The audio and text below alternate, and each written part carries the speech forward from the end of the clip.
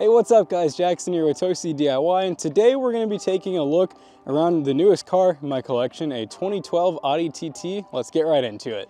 So this car that we're taking a look at is a 2012 Audi TT Premium Plus Quattro, and that is a little bit of a mouthful, but basically this is a Audi TT, and the Premium Plus is the line. You have the base, the Plus, and then I believe it goes to the S line or the Prestige package at that point, which is top of the line. So this is kind of in between, and this is a Quattro, meaning we have all-wheel drive, and that's really what Quattro means on any Audi, which is definitely a cool feature to have, especially if you live in states where it ever gets kind of slick or snowy or anything like that.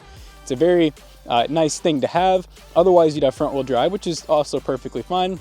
I got this car, like I said, about 4 months ago. It had about 120,000 miles when I got it, and I think I'm already up to 122,000. So in about 4 months, I've put about 2,000 miles on it. And, you know, it's been a really nice car so far.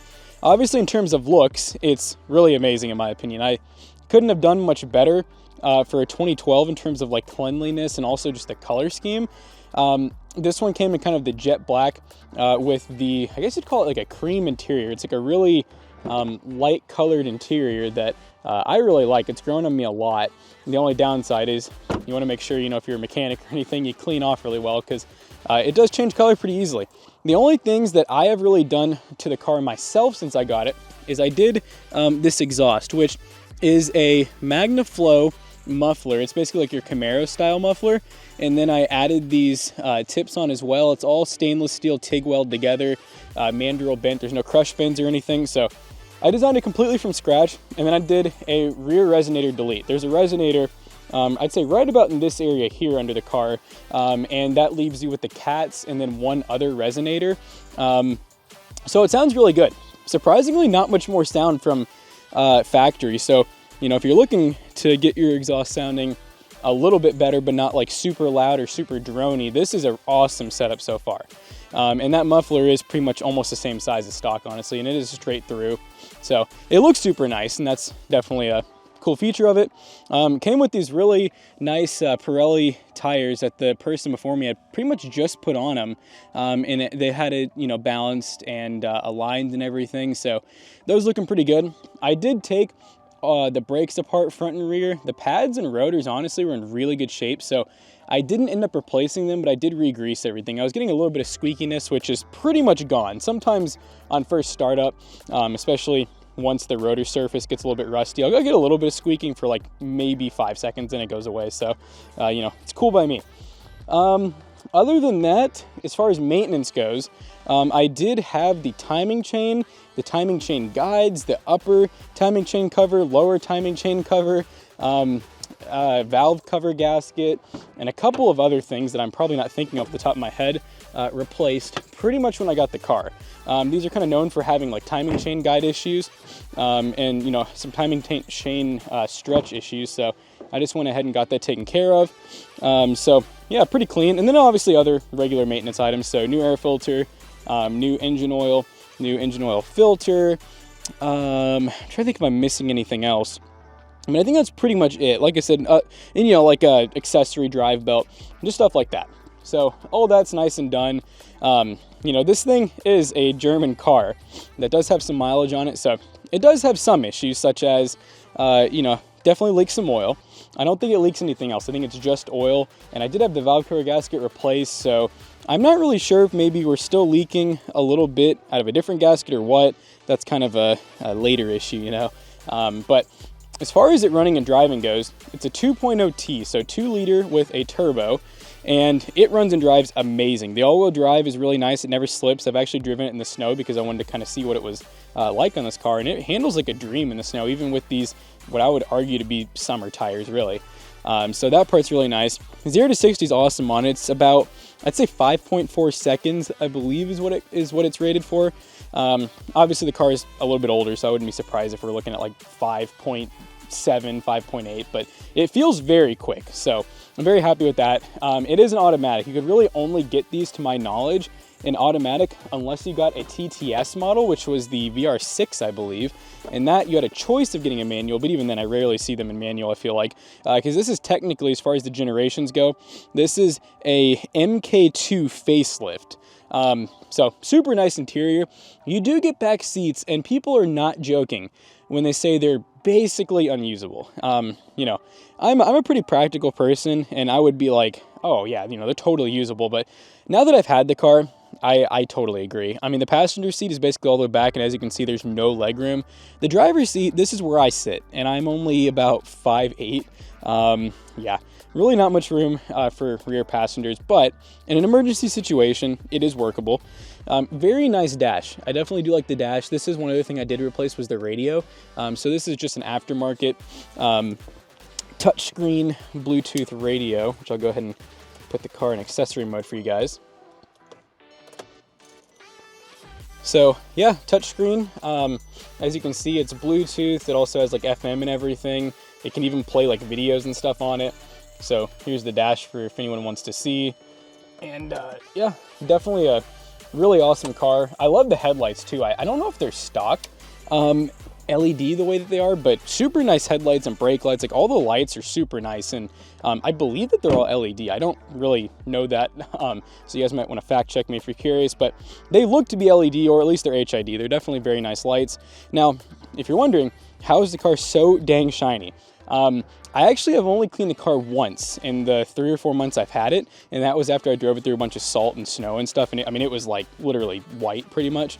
So I haven't cleaned it in probably about 3 or 4 weeks now, and so I am going to link down below, and they're not a sponsor or anything, but I found this freaking miracle turtle wax that is designed for black cars. So I'm going to be using that on my truck as well. It's just a spray-on wax that you it's just like all the other products out there. You spray it on, microfiber it, try to get all the streaks and everything out, and that's how it looks as shiny as it does. So I will have an affiliate link down below for anyone who wants to buy it and support us.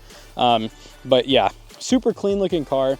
And like I said, as far as issues go, really, there's no weird noises, nothing super alarming. The main thing is it's a German car. They're known for consuming oil, which this one definitely does. I don't believe it to be an alarming rate or anything so far, but it's definitely not, you know, amazing. So far, I think after I had that first oil change after about 2,000 miles, I did have to add about a quart. And I have driven it kind of hard in some points, you know, where I've definitely gotten on it. So, you know, to be expected. It doesn't really smoke or anything unless it's really cold.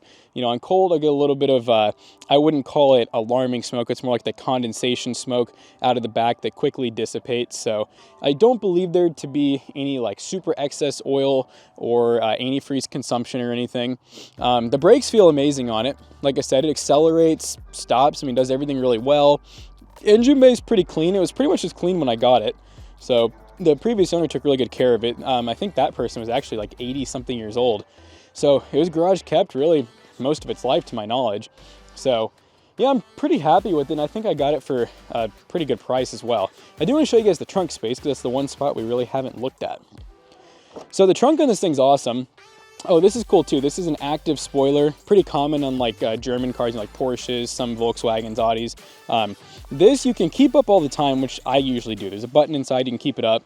You know, whether you hate that or love it, I think it looks cool, so I like to keep it up.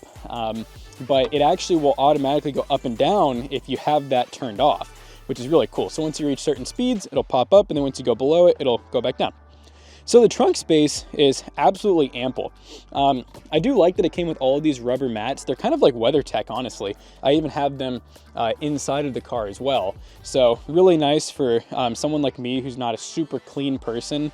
You know, I definitely get mud on my shoes and everything, and I'm not driving barefoot. I'm definitely not willing to sacrifice a ton of comfort to keep this car looking perfect. So these are really nice to have, but you know, everything else in the car is carpeted and everything underneath too. Your battery is under here. You also have, I believe, a spare tire well and a pretty big toolkit. Your seats do fold down and they go forward, so you actually can really, I mean, you can fit like a snowboard, some skis in here. You could fit a small toolbox, I mean, whatever. Really the only spot that you get some constraints is obviously towards the edges here. You know, you get a little bit shorter. It's just a typical hatchback design. I love that it came with this. So when you close the rear deck lid, it sits like flush with this. So So it basically hides all of your luggage. It's almost like its own little trunk area. It also keeps the noise down, you know, because you got your exhaust is back here, your tires and shock towers or struts are back here as well. So it does help with cabin noise as well, which this thing, like I was saying, is really not bad at all. I mean, it's a pleasure to drive. It's fairly quiet on the inside, especially with the windows up. And even with this exhaust that I did, it's still pretty quiet, honestly. So I'm pretty happy really with everything about it. So, I mean, at this point, I really just want to, you know, take you guys for a little drive in it. And pretty much there we can conclude the video.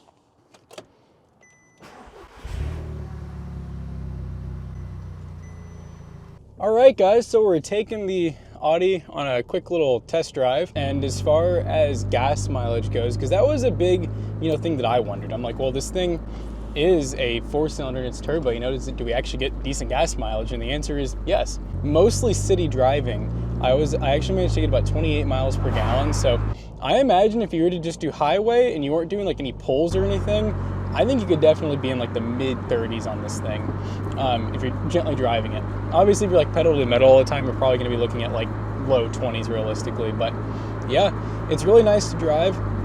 Windows up or windows down, it's pretty quiet. So we're in third gear right now, doing about 40.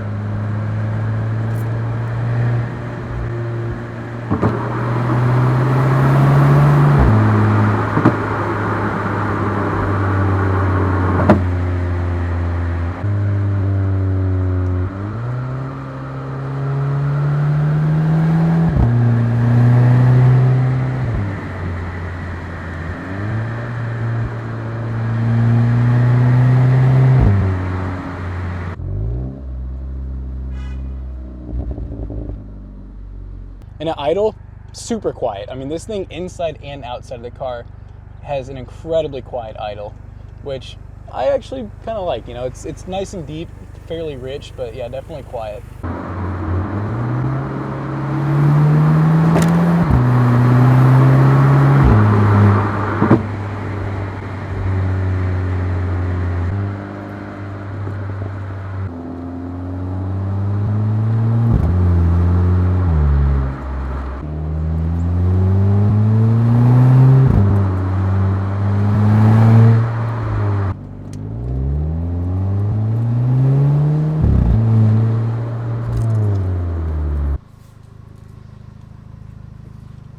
Yeah, so I did want you guys to see the lights before we dip out of here, but okay, yeah, these ones definitely aren't LED. You can literally see the bulbs in there, but man, they just look so, like, they did such a good job at making them, like, I genuinely thought these ones were LED, so maybe the front ones aren't either. Let me take a peek at these one more time.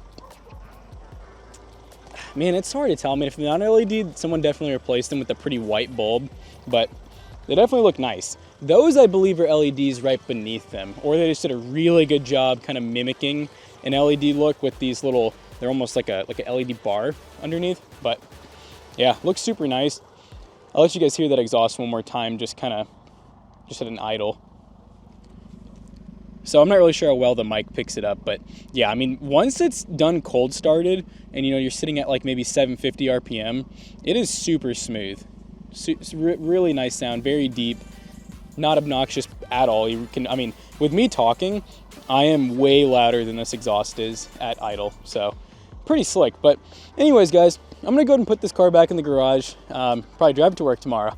But yeah, so far I'm really liking it. I'd love to hear what you guys think about it in the comment section down below. I'd like to hear your experience if you ever had, you know, one of these Audis with the 2.0T, or obviously the 2.0T came in quite a few different cars. So, you know, let me know what you guys think of the engine and transmission even. I definitely would love to hear some opinions, but hey, hope to have some more content on this car for you guys, maybe some tutorials here and there when I work on it. See you all in the next one. Peace out.